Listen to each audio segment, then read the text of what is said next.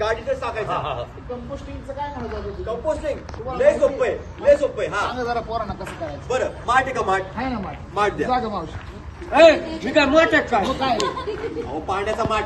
पाण्याचा माठ म्हणते ते. हा पाण्याचा माठ घ्यायचा, त्याला खाली होल पाडायचं. बरं. यात सगळा ओला कचरा भरायचा, निर्माल्य, पालापाचोळा, फळांच्या साली, भाज्यांचे देठ हे सगळं भरायचं. यात थोडं दही किंवा शेण टाकायचं. ए टाकायचं असं ते असं फुसुक फुसुक मारायचं आहे का नाही रे? अरे पावशे, शेण नाही, शेण शेण शेण हा आयो शेण. त्याच्यामध्ये सूक्ष्मजीव असतात, कुजण्याची प्रक्रिया लवकर होते.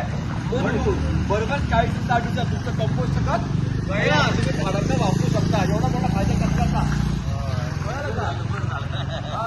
पॅड असतात, सॅनिटरी नॅपकिन असतात, इयरबड्स असतात. या गोष्टी काय करायच्या, त्या लाल कलरच्या डब्यामध्ये टाकायच्या. आता सॅनिटरी पॅड आपण टाकताना काय करतो, बऱ्याच गोष्टी असतात की बाबा आपण कॉमन फेकून देतो डायरेक्ट.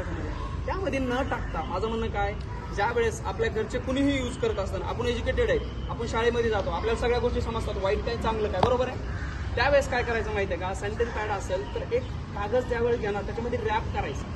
ठीक आहे, रॅप केल्यानंतर त्याला व्यवस्थित फोल्ड केल्यानंतर त्याला काही 1 मिनिट लागतो फक्त. रॅप केल्यानंतर फोल्ड केल्यानंतर एक रेड कलरची कोणतीही पेन्सिल घ्या तुम्ही, त्याला असं गोल करून टाकून द्यायचं कुठं, त्या गाडीमध्ये. पण ते न असं ओपनली न टाकता याची काळजी घ्या की त्यापासून जे रोग स्प्रेड होतात ना, जे पसरतात, ते सगळ्यात मोठं घातक असतात. आणि आपल्याला मुलींनी हे लक्षात घेणं जरुरी, ती एक चांगल्या याची गोष्ट आहे, ते काय वाईट नाही आहे किंवा घाण नाही आहे. आलं तुमच्या लक्षात?